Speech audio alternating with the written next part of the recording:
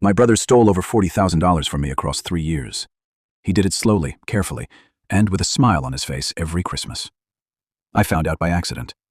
What I did next was not an accident at all. His name is Ryan.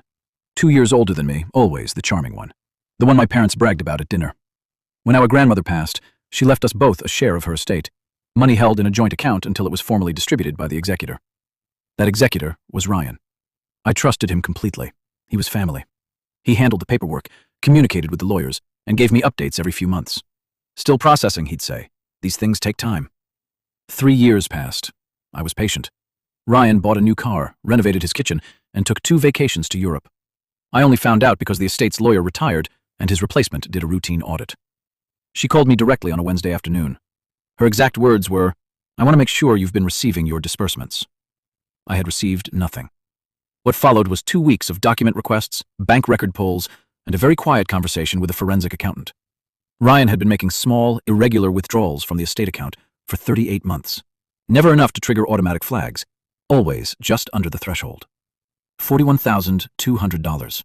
Gone. I didn't call Ryan. I didn't tell my parents. I contacted an attorney, filed a civil claim, and requested a full freeze on his assets while the case was being reviewed. Then I waited. What Ryan didn't know was that our family had a group chat. Aunts, uncles, cousins, grandchildren, 43 people.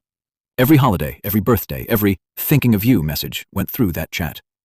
On the morning his court summons was delivered to his front door, I sent one message to the group. No yelling, no paragraphs. Just a screenshot of the forensic accountant's summary and 4 words. Ask Ryan about Grandma's money. My phone didn't stop buzzing for 6 hours. Ryan called me screaming. I let it go to voicemail. He showed up at my parents' house trying to explain. My father didn't let him in. My mother, who had defended Ryan my entire life, called me that evening and said 3 words I never expected to hear from her. "I'm so sorry."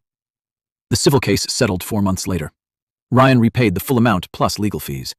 He lost his job. His employer ran a background check after the settlement became public record. His wife left him 6 months after that. I didn't do any of those things to him. I just made sure the right people knew the truth. Everything else? That was just gravity.